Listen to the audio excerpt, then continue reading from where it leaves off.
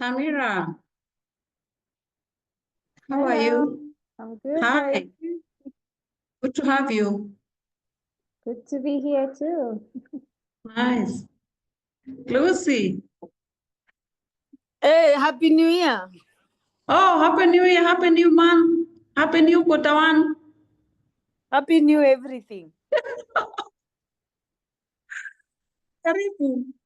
Asante sana. You want to say hello to your neighbor? Who is your neighbor? Sorry? There is your neighbor, Charity Wanjiku. Charity. Yeah. I see. Yeah, she's there, but she's muted. Ah. Then, I have my chair, Women in Business, KNCCI. Zainab, how are you? Hi, how are you, Andito? And hi, everybody. Hi. Then we have Olga. Where are you picking this from? And what time is it where you are? Hello, Wanjiku. Hi. It's coming to 5 p.m. I'm in Madrid representing the Women for Africa Foundation. Nice. Congratulations on this first event. I'm Oh, looking it forward feels to nice. learning. It's really exciting. Oh, yes. Thank you for the support. You're welcome. We're here for you. Oh, great. Hope will be coming after me. I think it's 6:40. It should be the right time to start. And I see our speaker for the day is around. So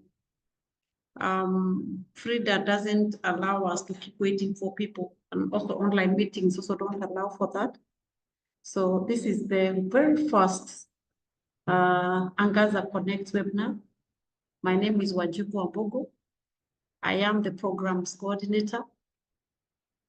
And today we want to talk about financial mastery for wealth creation. And we want to unlock the power of your business accounts. We are very excited because we didn't start knowing where to start. But honestly, through the leadership we have of Frida, we have a whole calendar of events for the year. It could change, it may not, but at least we have it. We have sat. We are a whole team, I think, of 5 people, and we are working. I mean, we don't have the advantage of sitting behind our desks sometimes and send people.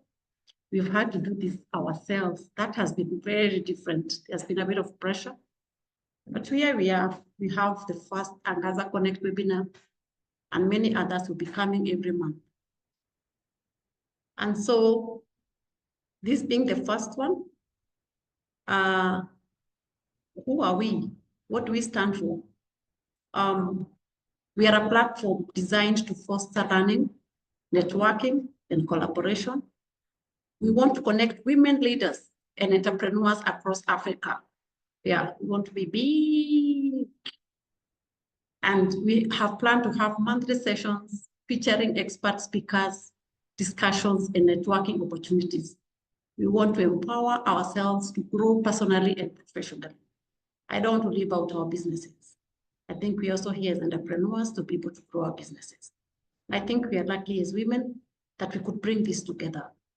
For those who may also not know, we are also, and maybe for the sake of the speaker, and maybe Frida has been able to tell you, we are an alumni of Mujeres Foundation, correct? And we have benefited from their training all the way from 2016. Every group that met 2016, all the way to 2023, 2024, we are that group that has been brought together so that we can stay together, we can stay connected, we can collaborate and do bigger things, including things like giving back, but above all, learn. And so because time has also gone, I'll just invite, or before I invite the speaker, I would like to tell you more about him. He's not new to me, and maybe he's also not new to you. And I hope you guys can hear me. Yes, loud and clear. Oh, thank you. This is a name I've seen on LinkedIn. I've seen Robert do an analysis of the Nairobi Stock Exchange before, various securities there of some financial institutions, and I followed through. So when the name was floated, I was like, I think this is a good speaker to have.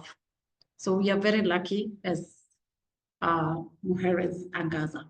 So Robert Ochieng is the CEO and co-founder of Abojani Investments. He has over 14 years of financial sector and fintech experience. He has facilitated 100 plus finance and investment sessions. So this is not a new thing for him. And in 2024, he was among the top 40 under 40 under the Business Daily Africa. Among many other qualifications, he also has an MBA. And of course, before you get an MBA, you have a BSc, a bachelor's degree in computer. You guys can read for yourself down there. Yeah, so that's the guy we have today. And I think we'll go straight to our session. I would invite him to come. Not unless there's somebody who'd like to share something. I can give a minute or two for that. Then Robert can come in.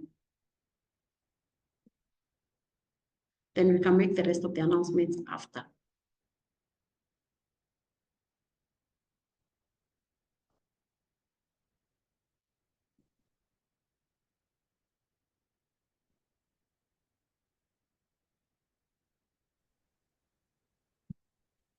Let me see, there's new face. No new face. So, karibu sana, Robert. The session starts now. How much time do you want? We also want to ask a lot of questions because I believe that is what we have more. Yeah, I believe we should take about 30 to 40 minutes. Okay. Yeah, so I'll make it more of a conversation. Good evening, everyone. Thank you very much for inviting me to be part of your session. So my name is Robert Ochieng, CEO and co-founder of Abojani, and my background is in IT. But later on, around 2014, I figured out that at the end of the day, money is what matters. If you want to make an impact, you need finances. So whatever you claim to love, finance will enable you to do more of that. So if you're an entrepreneur, you have a bank and you have only one branch, money will allow you to open 200 branches. And if you want to help SMEs, you'll help millions of them. So that is what I always believe. If you love children and you want to build children's homes, with money you can do more. If you love football and you want Kenya to be in the World Cup, you can build as many stadiums as possible.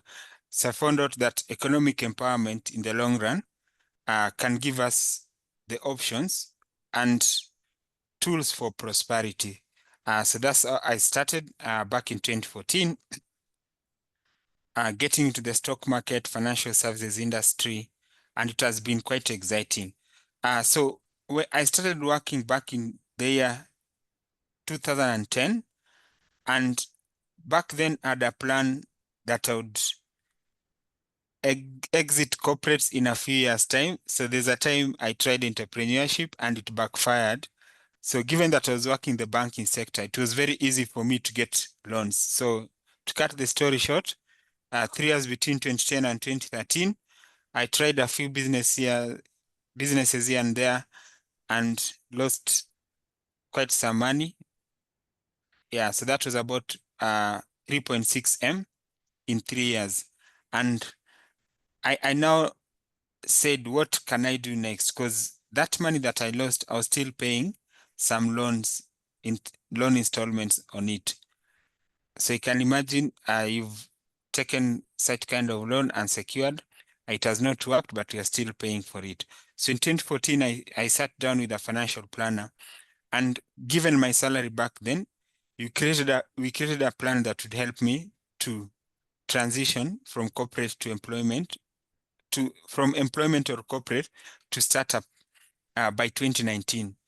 So it happened that by 2019, I had enough that if I invested, I could get passive income to cater for my annual expenses. So when I resigned, my boss convinced me not to. And 2020 now, it was difficult to resign because we're in banking sector. So from 2020, I stayed. But 2021, I just said it is time to leave now. So that's when I left and joined Abojani full-time, because Abojani was established in 2018.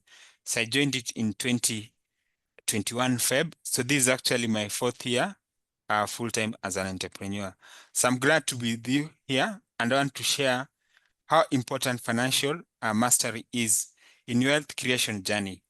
And I hope that we can be challenged as businesses. I believe you are business people, right, Wambui? Yes, we are. We are all entrepreneurs here. Great, yeah. So most session, if you go, so for those who are in Kenya, I believe you understand the word wewe. I don't know, it's called wewe, like something like that, right? So when you hear people talking about money in SME conferences, a lot of the times it is from a scarcity mentality. You are being told banks are not lending to SMEs, government is not paying SMEs, pending bills. It's all about complaining, but no one is really empowering SMEs to create wealth, right? I'm yet to hear where people are being empowered to create wealth as a SMEs. It's always go and get bank loans. You are told about bookkeeping, but bookkeeping is good, but it won't take you to the next level.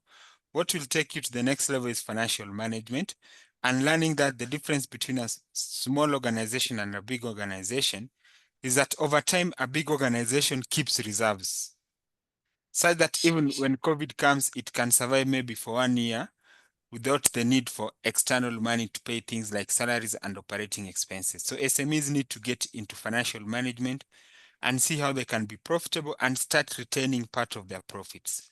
So that's how you grow and you become a big business, because if you have reserves or buffers, they allow you to do more. You can do innovation, you can experiment with new markets, new ideas. So it's very, very important for SMEs to learn the idea of wealth creation that can help them to unlock value. So we'll go straight into it and we'll try to make this simple. So there's a time we did a presentation for a bank and you can see the first question that we ask is that, what brings you here as an SME from a financial point of view? So as an entrepreneur, someone who is running a business, so you can be identifying yourself as a startup or SME, it doesn't matter. But at the end of the day, you're an entrepreneur. So when you think finance, what do you think? So you can type in the chat. When you think finance and money, whether it is for your business or at personal level, what does it mean to you? You can type in the chat.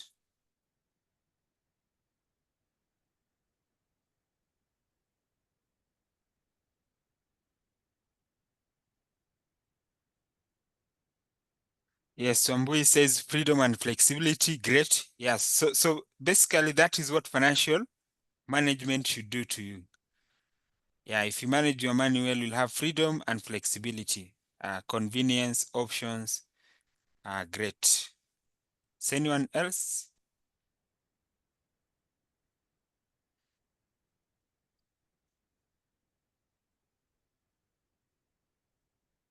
Okay, we can proceed.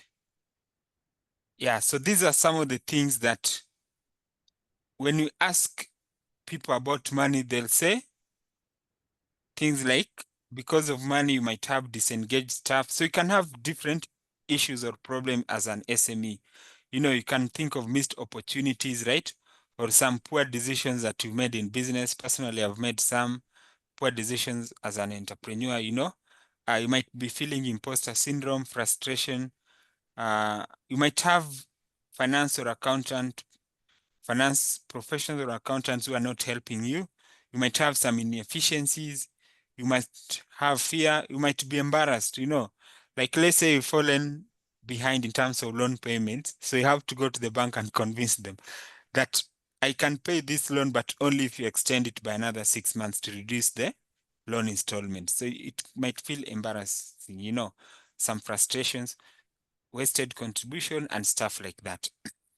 So when we interact with banks, other organizations, investors, at the end of the day, as entrepreneurs, we really need to understand that business is actually anchored on financial management, and you need to understand finance and accounting. So it's very important that for you as an entrepreneur to come alive in the business, you really need to understand finance and how it drives your business. So whatever you're able to do, finance will enable you to, it will empower you the assets, which you now use to create value for your customers. If you have more of the same, you'll be able to create value. So if you want employees, if anything that you want that can take your business to the next level, most of the times finance will come through for you. So it's very, very important that as an entrepreneur, whether you're from finance background or not, you need to understand finance because it is the language of business. So when you go to the bank branch, it's not about the passion. So if I'm sitting at Equity Bank or Stanbic Bank in Uganda or NMB Bank in Tanzania, yes, we want you to succeed as an entrepreneur or business owner. But honestly, if all you come to tell us is how passionate you are, we should just understand you. You are an entrepreneur, you are the people who grow the economy. You are still not talking the language of business, right? Because the language of business should be that you've identified some opportunities. This is what you see yourself doing in terms of revenues, in terms of milestones. And because of that, you have some gaps of, let's say, a certain amount of money. And the money that you are given, if deployed, will help you to generate more in terms of revenues, and therefore you'll be able to pay the loan installment. Now you've started to speak the language of business. So it's very, very important for SMEs to understand that. And we are going to see how different people can have different perspectives in your business. So it's very, very key. So when you look at financial literacy and financial intelligence, I like calling it financial intelligence or awareness. You have two things that you are looking at. You are looking at a business as a separate entity, then you are looking at yourself as the owner. So you need to be the master of your business. And if you're the master, then you need to run the business in such a way that it can become profitable, that it can grow and create a bigger impact. Because when you set out, you have your objectives that you want to achieve. So it's very, very important for you to have those two separate entities. So, and you should know that a business is like a living thing. It has a life of its own. And you are holding the key to that life. So you can make it continue living, grow and become bigger, or the other option can also happen. So it's very, very important that you know that as the driver of the business, you need to understand finance and separate your business and personal finances. So when you talk about finance, it can be quite scary, and most people actually dread looking at accounting. Yet accounting is just a storytelling framework. So I want you to write somewhere the word relax. So I want you to relax whenever you hear finance. So when you look at relax, you look at revenue. So there are 5 things that if you know them very well, you'll have understood what finance is all about. So you have expenses, liabilities, assets. So actually, number 2 is equity, not expenses, equity. Then the last one is expenses. So I've typed in the chat. So when you understand what relax is, you'll have understood what a business is all about. So when you look at what I've presented here, there's a way business financials are usually presented. So you'll see things like assets, then total assets. So basically, assets are the only valuable things in a business. So as an entrepreneur, you need to understand which assets do you have. And you can see like valuable, So valuable means that these assets are what you are deploying to create value for your customers and stakeholders. So the question is, are you sweating the assets? Because you can have a laptop and someone is using it to generate X amount of revenue, and probably for you are generating just a percentage of that. So you should always know that assets, like in this case, when they talk about inventories, account receivables, cash in the bank, building, what are you doing with them to generate value for your customers, and what more can you do? Then you have things like liabilities, which means an obligation. So you're going to look at that. And you have capital. So you can have what you've raised and put in the business as an entrepreneur. But also over time, you can have what is known as retained earning, which is keeping part of your profits in the business. So that is the only thing that can make a business become bigger from a financial point of view, so that your total equity grows. Then you look at how we have two types of activities. So when you look at the income statements, you have only two types of activities: revenue generating and value sacrificing. So value sacrificing are like expenses, and revenue generating is from the value you create for your stakeholders. So if you know these 5 items, you know assets and how they are funded, so they can be funded using liabilities or equity or capital, and then you know how value is generated and what you use to generate value, then you'll have known what finance is all about.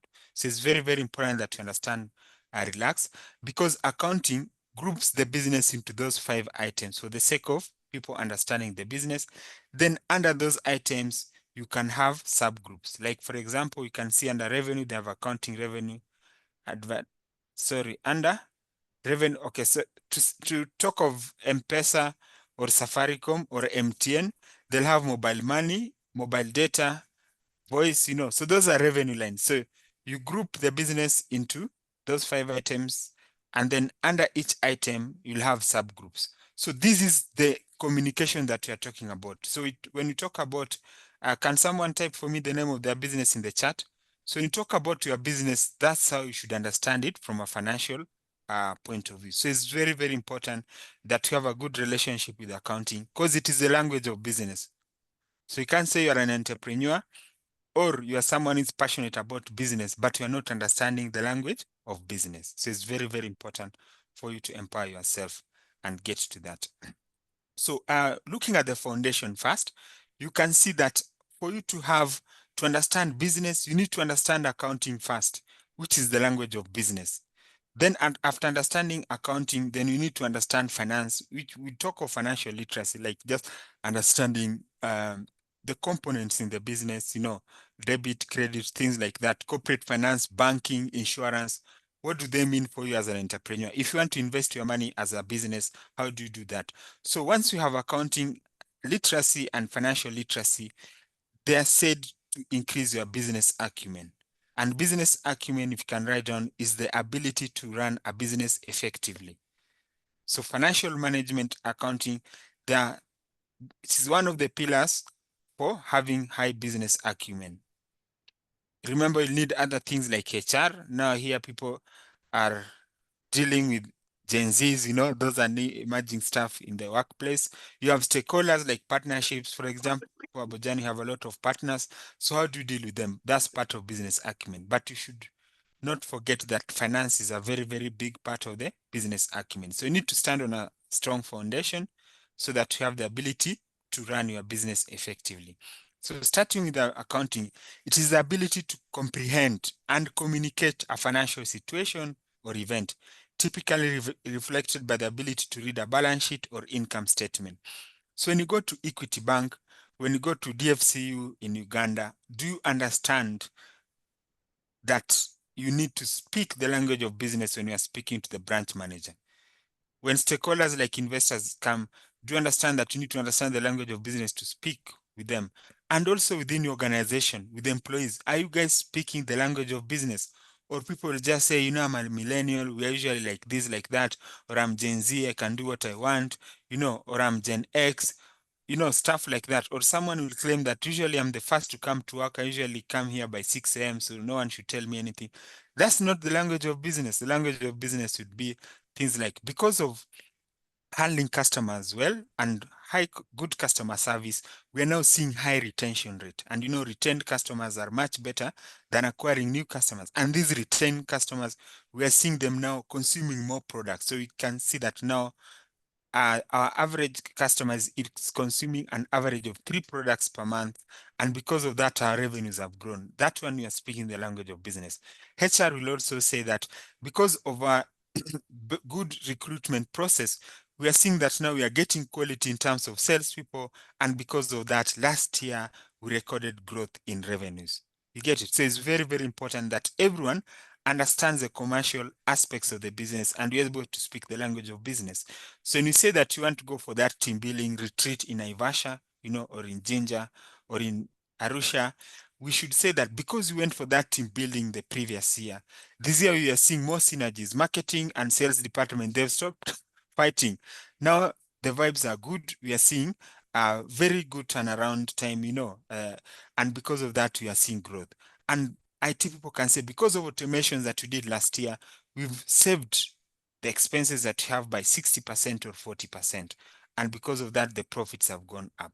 So that's accounting literacy. Then financial literacy is to grasp personal or corporate financial matters such as saving. Do you know what saving is, which is setting aside some money? Then investing is ensure that you can grow beyond above the inflation rate and creating a portfolio. Do you understand planning and budgeting? You know, very important. Things like compound interest, which is said to be the eighth wonder in the world. Do you understand banking? Do you understand how Stanchart works, ABSA, Stanbic? Or you don't understand, then you'll start calling them names. You know, do you understand the stock market or stock exchange? You know, and portfolio diversification is very important. So once you have those two, then you're likely to increase your business acumen, which is the know-how to operate effectively in a business. So the three things are very, very important for you to understand before we proceed. So do you have any reaction so far? And are we together in just seeing the importance of finance? It is a very silent thing, but is what can make or break a business. It can give you the luxury of having 3 bad months. Because if you have finance, at least it can keep you going. But without finance, it can cut short the life of a business almost instantaneously in some cases. Like we've had some of great startups that we had that we really were rooting for, like Copia, they didn't make it. It's all about finance. So are we together before I proceed?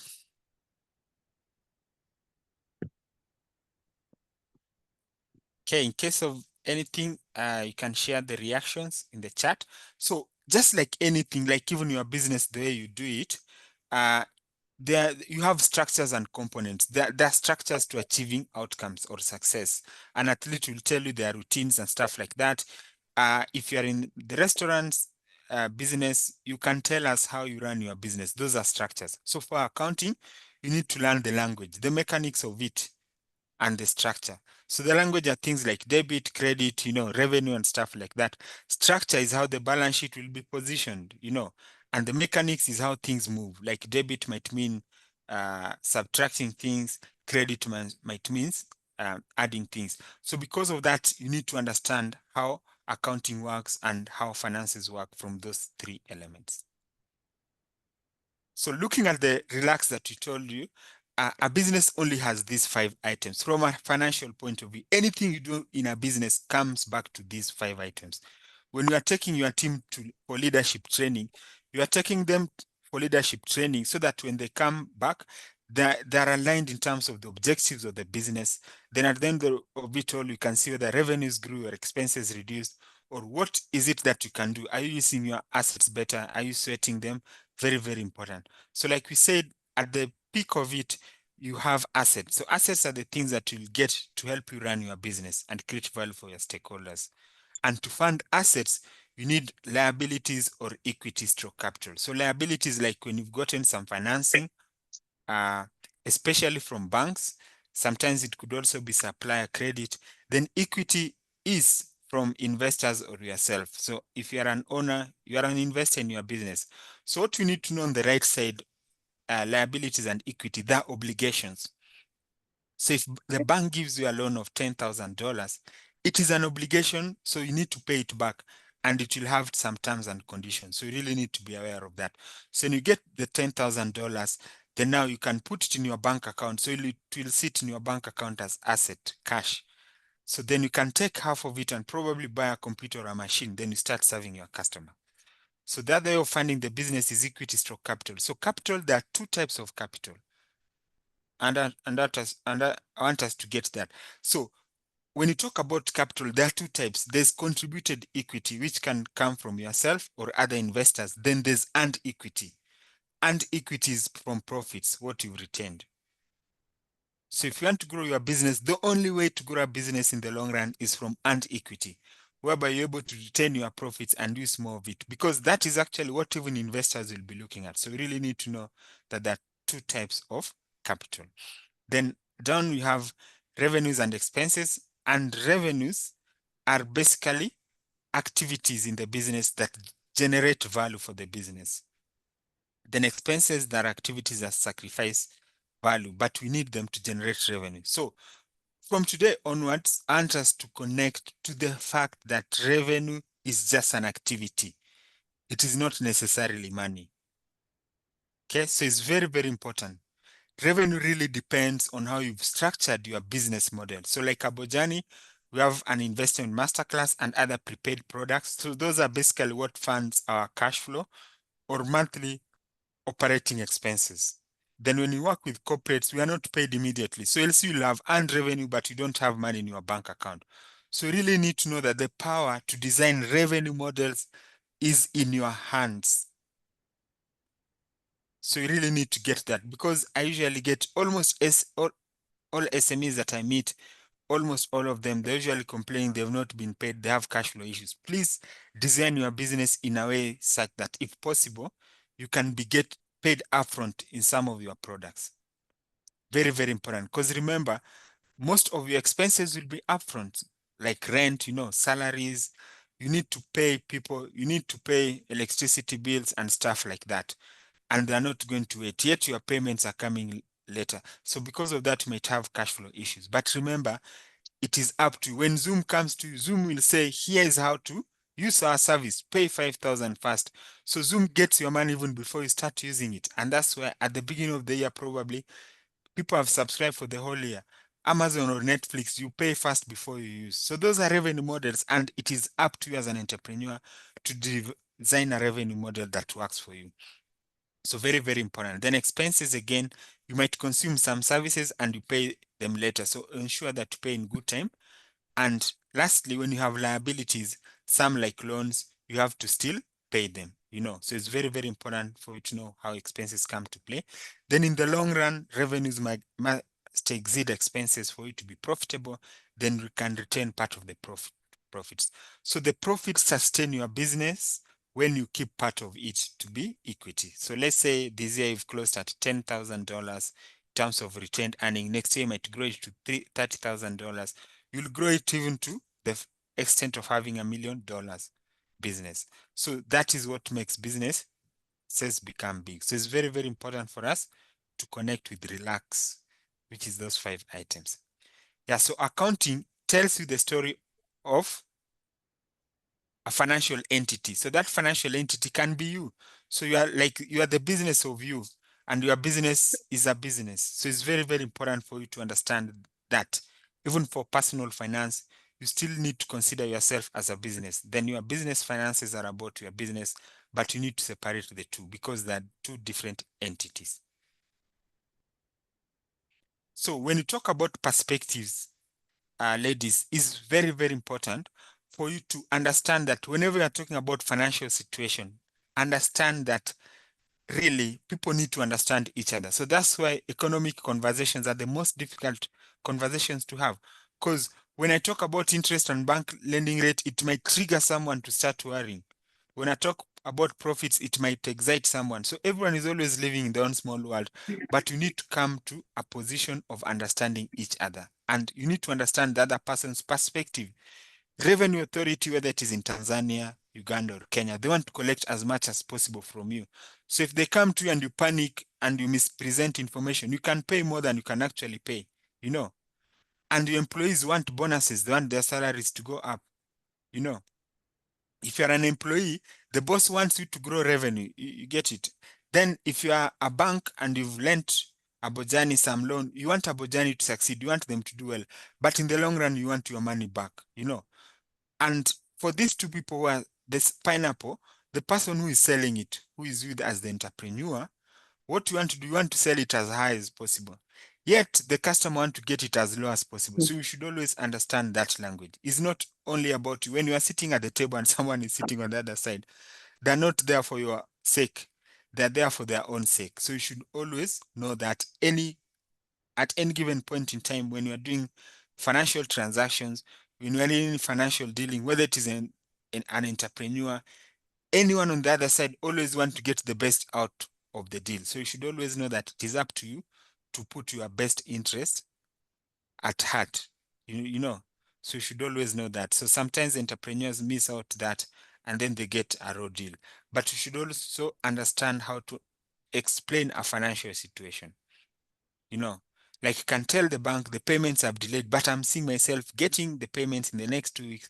Because of that, give me 3 weeks, I'll pay you, you know. So you should always find a way of expressing yourself, you know. Because now if you start telling them that the way the economy is hard, government this, government that, carry, you are not speaking the language that they want to hear, you know. So it's very, very important for us to get into the idea of the perspective, you know. So again, very, very key that all stakeholders, for you as an entrepreneur, you need to know how to manage them. The board who want to hold you accountable, the customers, you know, the revenue authority, the bank, financials, etc. Suppliers or vendors. It's very, very important for you to understand the language of finance and how to communicate with them. So coming to assets, so like you've said, when you look at an asset, it is what can create value in a business. So that is why you call them valuable. It is able to create value. So an asset from accounting point of view is something that is measurable from a value point of view. So it can be worth $5,000, you know, and then you own it. You must have at least 51% stake in it to call it an asset. So because of that, again, you need to understand as an entrepreneur that an asset is something that is tangible. It can also be intangible. It is sort of after because it can create value. You know, it is capable of settling a debt. You can convert it to cash. It is desirable. It can be consumed. It is sellable, and mostly they're nouns. And make no mistake, accounting cannot define all the things that we'd consider as assets in the business. It's because accounting, the criteria used to define assets is limiting. So you also need to know the limitation of accounting. For example, your customers are the ones that create value for you, employees as well. But unfortunately, since you don't own them and their value is not measurable, they might not sit in your financial statements as assets. Your brand value might not sit in the financial statement as assets. So it's because of my brand value, for example, that my good friend Frida has invited me here. But unfortunately, the value of Abojani in the financials is zero, you know. So you really need to know such elements. And that's why now some entrepreneurs sell themselves short.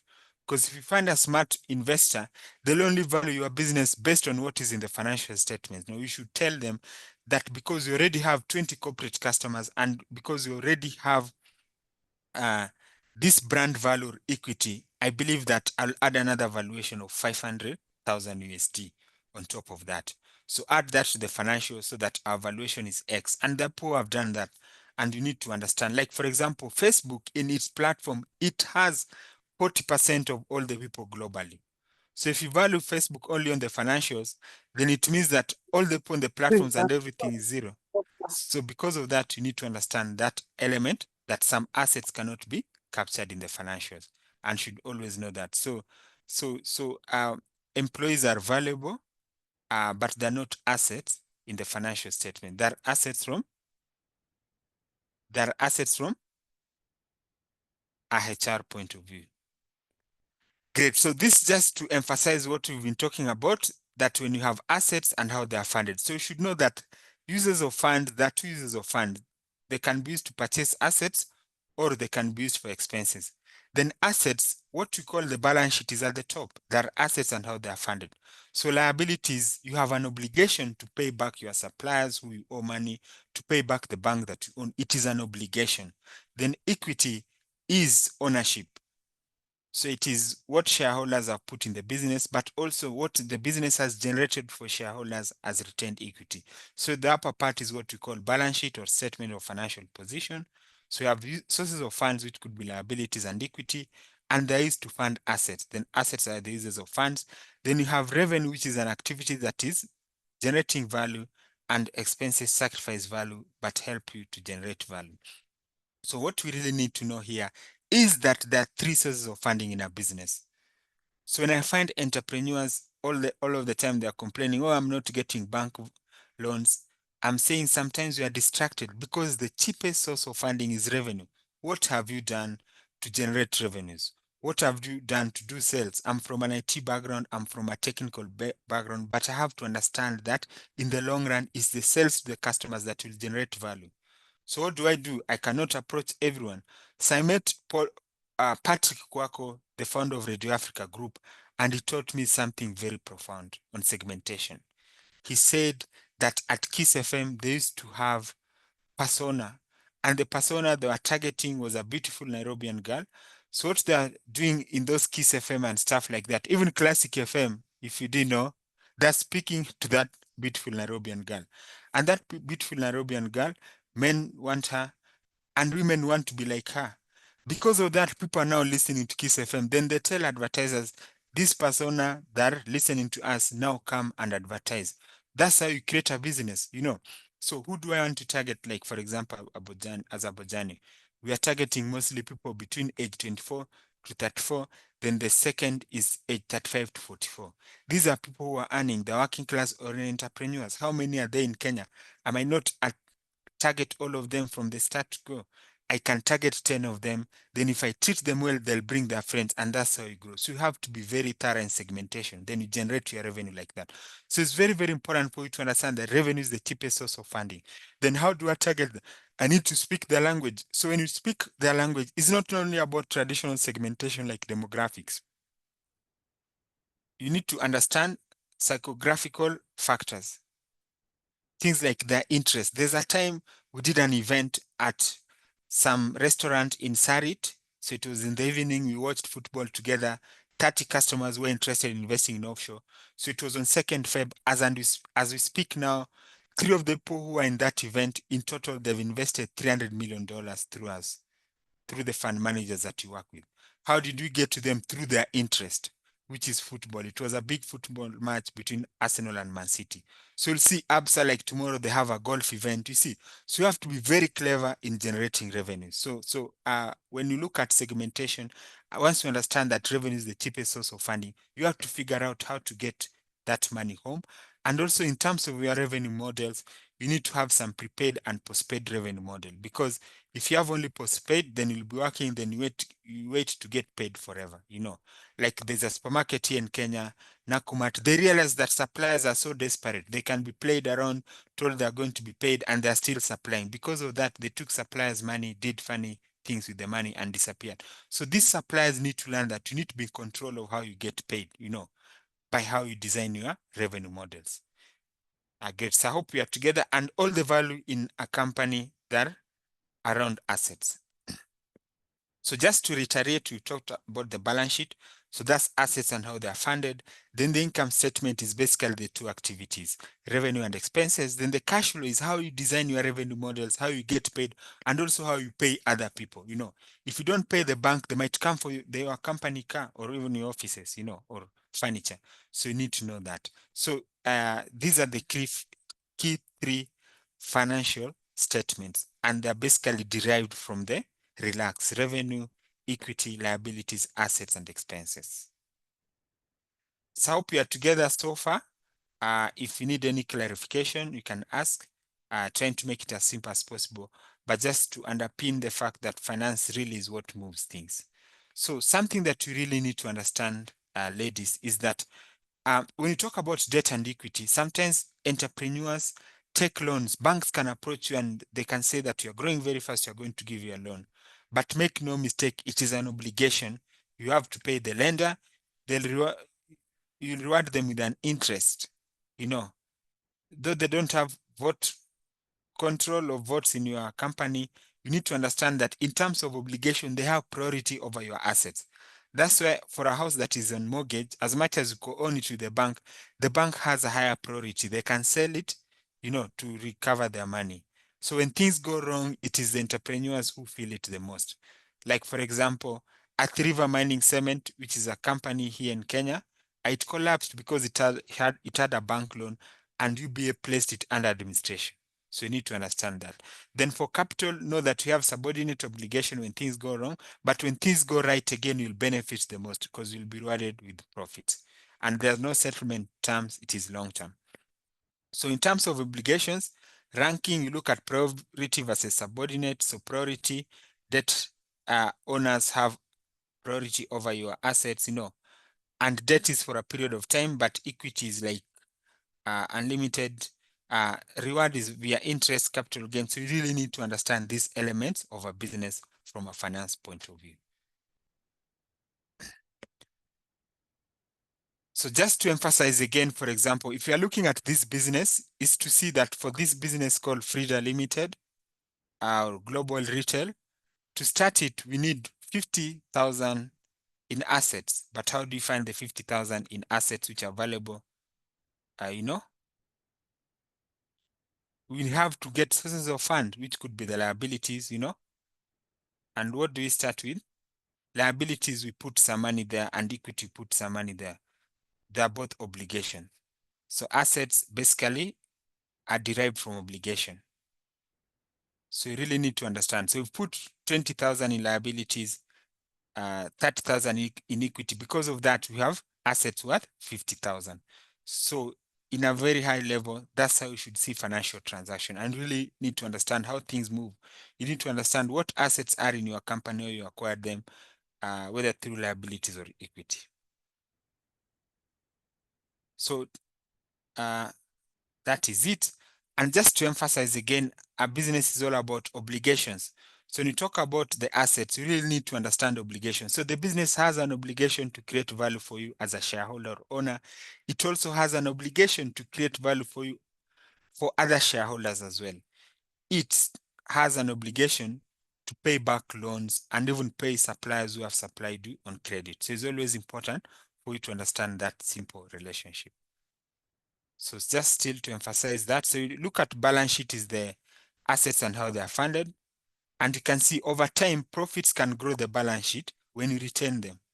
So these days, when people raise money from foreign investors, they're celebrating.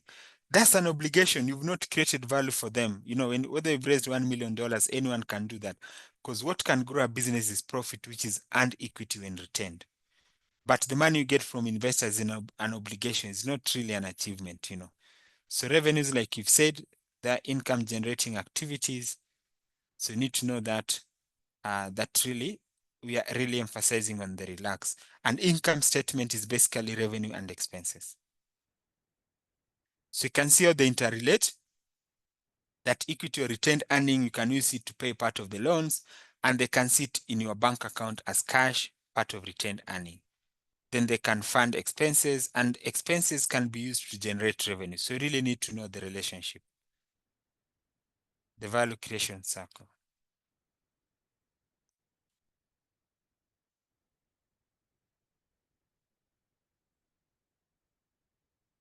So that is it from my end.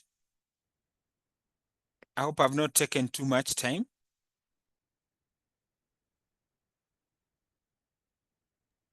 Yeah, so that is it from my end. If there are any questions, I would gladly answer them. Oh, thank you. Thank you very much, Robert. Maybe we need to give flowers to Robert. I have a Kamba friend who tells me that flowers are called mala. So mala, Well, thank you for that. That's very insightful, I believe. I would like to invite Tracy to coordinate the question and answer session, please, for the next 10 minutes.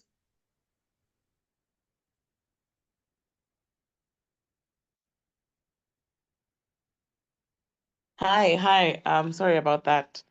Thank you so much. Thank you so much for this session. Thank you for giving us all the snippets that you have. I'm trying to just work my video. Hoping that you can now see me.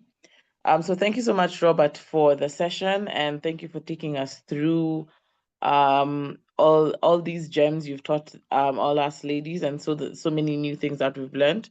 So maybe I'd like to just jump in straight to any of the ladies who've attended the session. Do you have any questions or even just highlighting something new that you've learned today? I know financial speak can be a bit different, But yes, what new things have you learned, and what would you be now doing in your business other than that, if you don't have any questions? But yes, I'd want to jump into the questions first. Any other participants with any questions for us? You can even put them in the chat. Hello, my hand is up. Oh, fantastic. Please go ahead.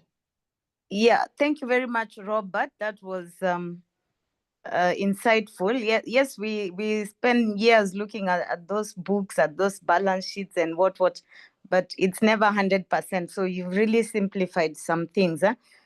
There's a question that was lingering in my mind, but then you started to already answer it. When you say assets, the definition of assets is limiting. So when you have a customer database, and now I'm going to use my business as a case example. So we are a technical business, and the customers that we've garnered can still be valuable for the long term, because they can pay annual maintenance subscription as a running revenue for us to maintain the technology that we've sold to them. We deal in sewage treatment and recycling on site in a home or a hotel and stuff like that. So you say those cannot be captured in the balance sheet as an asset, so that's clear. But when it comes to valuation, like people want to buy you or you need to sell some equity, could you just shed some more light around that? Because if you have customers that what they bought, if you sum up the money they've spent, the revenue you've generated, say with 500 customers, is like almost $500 million. How would that play in when it comes to valuation? I know valuation is a bit deep, but probably you can shed more light, because probably most of us have investors giving proposals. We don't know whether to give debt or equity, in that line. So how would you value your already existing database of customers who maybe the retention rate is about 50%? Not all of them are renewing the annual subscription, but when you sold to them the first time, the value maybe is almost $500 million, and then maybe what you're making out of the existing per annum maybe is 3 million. How would it play in valuation? Including also like the brand name, having built attraction over years, probably you have a name. How does it play in? Thank you.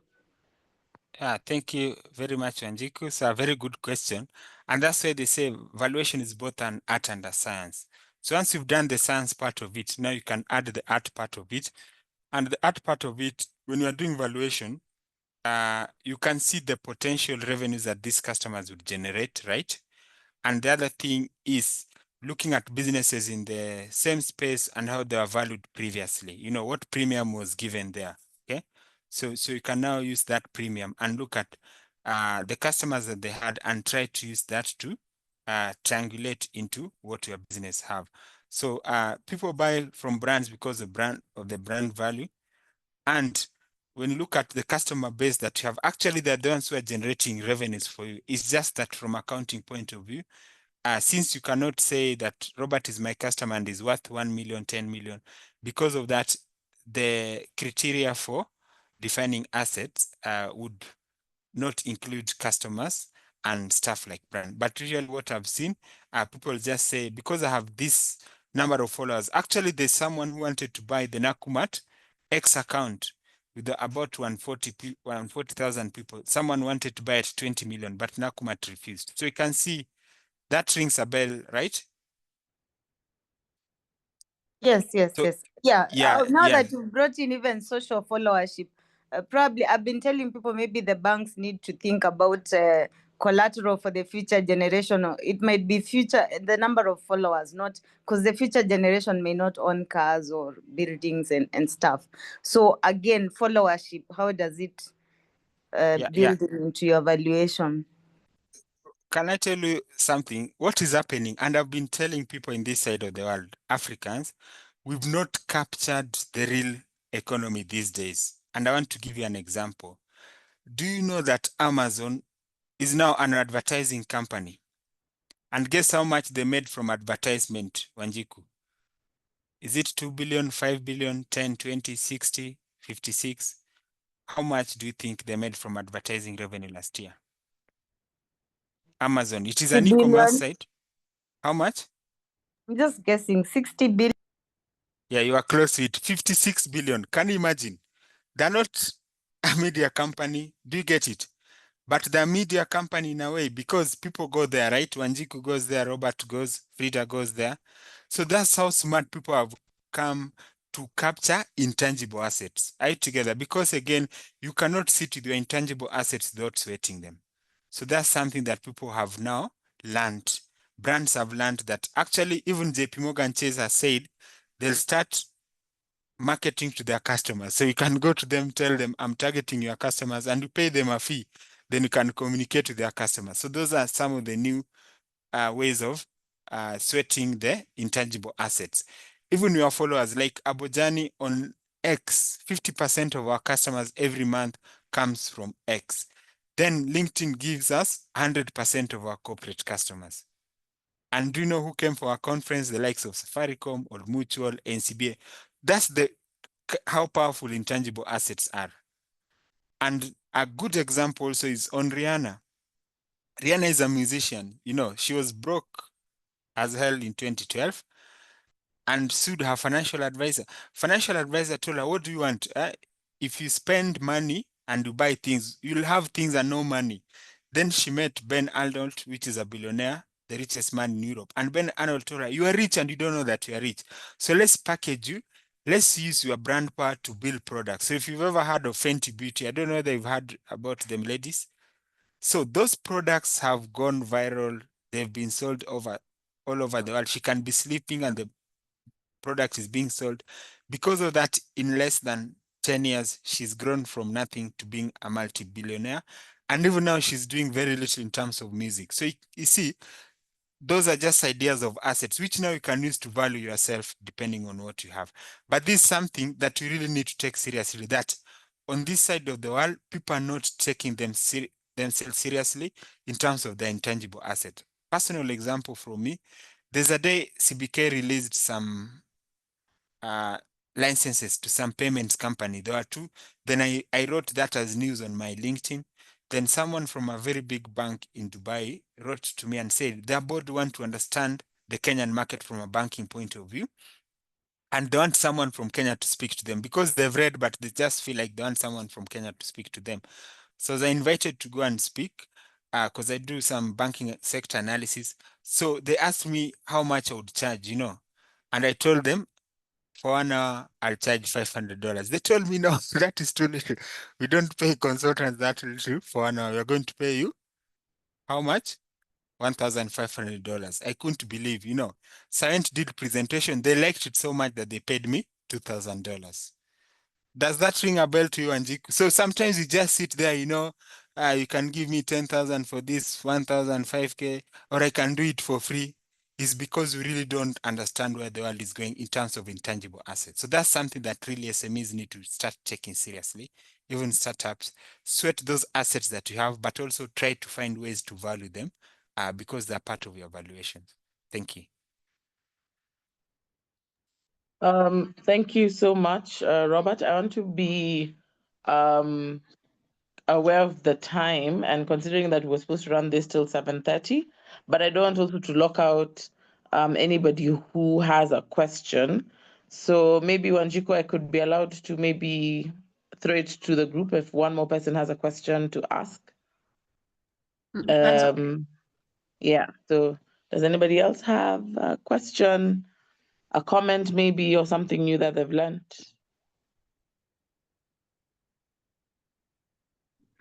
I think for me, I'm just wondering because at least I understand the accounting language, but the reason also for us to bring up this topic is because most of us doing businesses may have run away from maths as a subject, only to find it in a space where it even matters the most.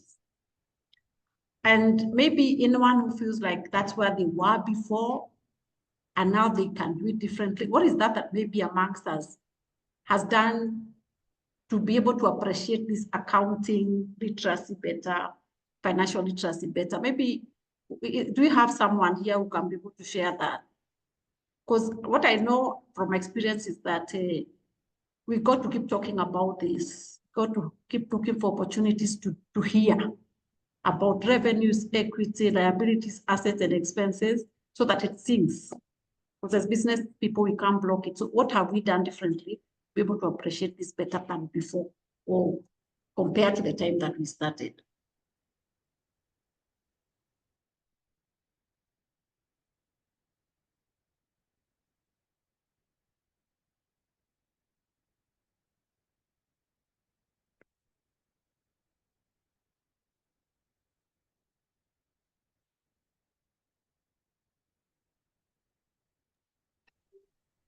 Maybe Robert, you could answer. I think the question was on the participants to speak, Okay. because it's supposed to be a conversation. Yeah. And that's how Okay, so finance maybe is, yeah. I could also touch on a few things that I've seen also in the group. I think Hope has also, she's of course thanks to you, Robert, for spending your time with us today. But she's also said something around, love it. I need to find ways to sweat my intangible assets, which is something that also I think we need to take into account as people who run businesses. What else can we add? And I think you've really highlighted that, Robert, to not just value what we give out in our business, but value other things that we can add on as either products or services that can even boost our business further. So I think it was great and timely for us to have this conversation as well. Yeah, thank you. And sometimes, Tracy, it can just be goodwill. Like, I'm surprised how people respect and love Kenya and Africa. So as we speak today, this year so far, I've gotten a customer from Ethiopia inbound. We've got a customer from Malawi, and we've had a customer from Angola and Nigeria as well, all inbound. So you're just riding on that goodwill. That is wealth. It's just that it's intangible. So for those who are lied to recently that we are not loved in Africa, it's up to you. Yeah. We have a lot of good vibes. So you need to ensure also if you're given the job, you deliver, and you keep getting them. That is wealth, is intangible assets. Yeah. Yeah, very true, very true. Thank you. Thank you so much, Robert. So I'm guessing in line with the time, maybe Wanjiko, I could hand it back to you, since I see probably there are no questions. And maybe you could also guide for the rest of the people who've joined, if they have any follow-up questions, how they can reach Robert as well. Thank you, Tracy, for that session. I actually had wanted to find out because there's something that I keep hearing Robert say that is different. I don't know whether we are still running our businesses in Kenya shillings, but I think Robert has been talking in terms of dollars. I don't know if you guys heard that.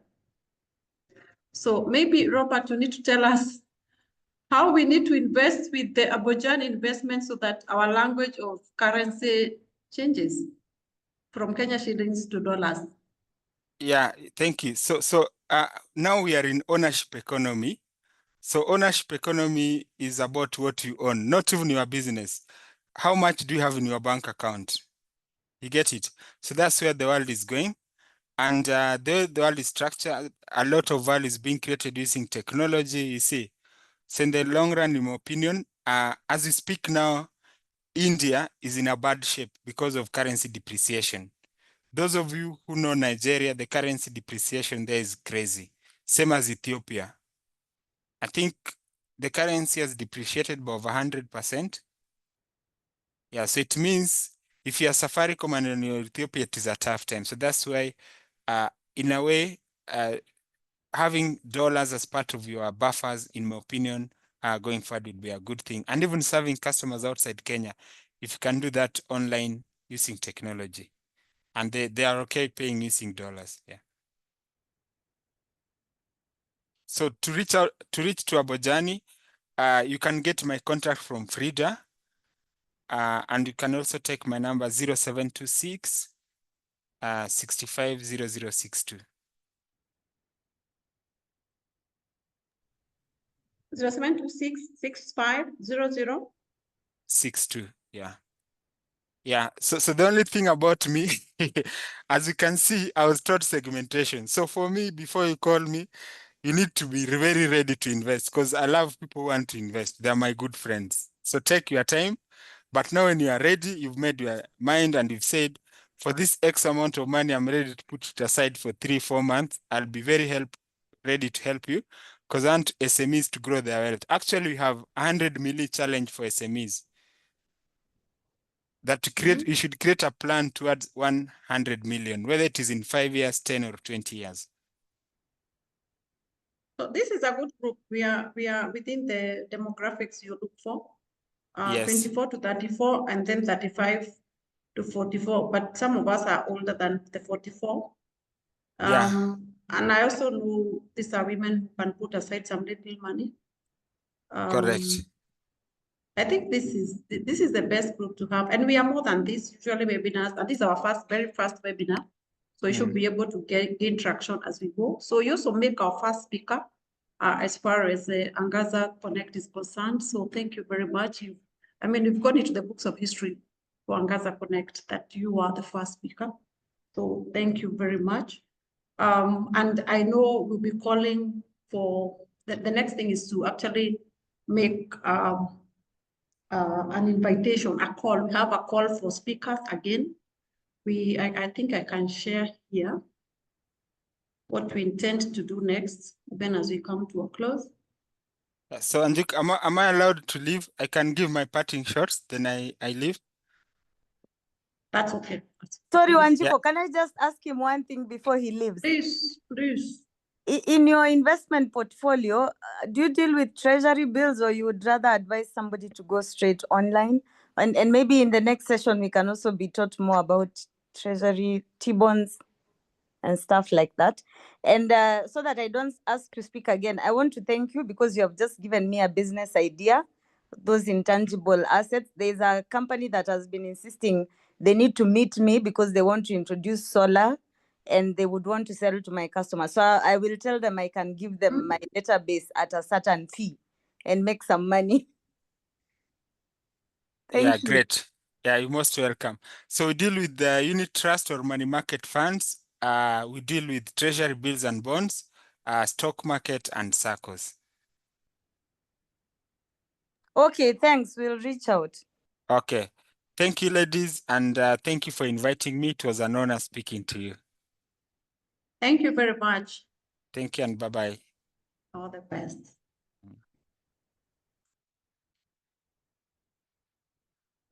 So hi, ladies. I hope that was useful. And the next thing before we finish, although I'd ask Hope to share,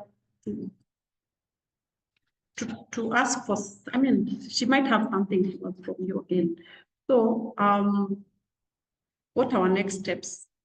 Our next steps now is a call that you have for speakers. We would like you guys to express your interest.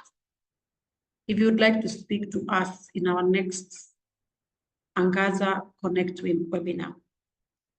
So you can see the email there, and the deadline is the 28th of February this month. So each month there's a topic to discuss, and I think maybe within the group you'll be able to tell you which topics these are. But again, if you know you are a speaker, just place your bid, so that sometimes you also don't have to get the same speakers that you get all through. Sometimes when you ask for a speaker, you know the next person.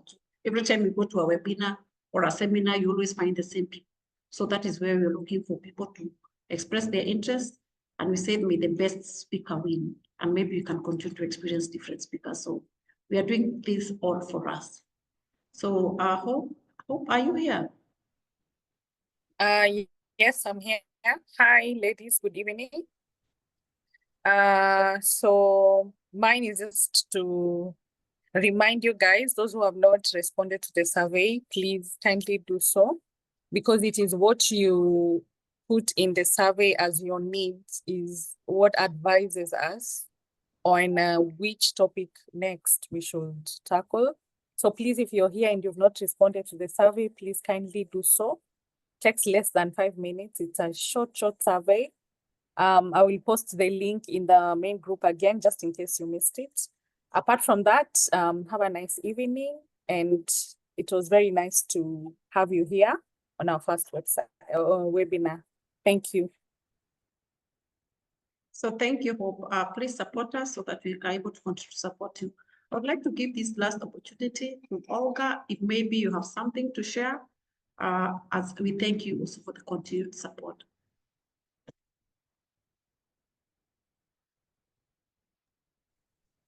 Thank you, Wanjiku. Actually, I don't have much to share. I just want to congratulate you once again. It's been very, very insightful. I really appreciate the speaker that you chose. I think he's very knowledgeable about what he was communicating, and he just leaves good energy behind, you know. So congratulations for that. Thank you. Other than that, nothing else. Looking forward to the next event. Thank you. So the next event is again in March around the same time, 20th, like the third week of every month, we shall have an event. Receive greetings from Frida. I should have loved to be here, but Frida also has many other things to do. And we are glad that you could be able to support this. But you can see all the work she has put through. Definitely. And Yeah. also the work that you guys are also doing, the steering committee, you're quite proactive. Well, I mean, this has been a piece of work, but the train is rolling. The train is rolling. Yeah, Yes, we thank you thank so God. much. It means a lot. It means a lot to us as the foundation as well, to see that you're very proactive and that you're making, you know, the activities move on their own without being pushed. Yeah. So it is really good. Thank you so much. The Kenyan energy. So Kenyans who are here, congratulations. Thank you for being part of this webinar. We see you again in March. Thank you. Say hello to your families and God bless. Thank you. And warm regards from Madrid. Oh, great. Thank you. Okay. All right. Bye. Bye-bye. Thank Bye. you. Bye. Bye. Bye. Bye, guys. Bye.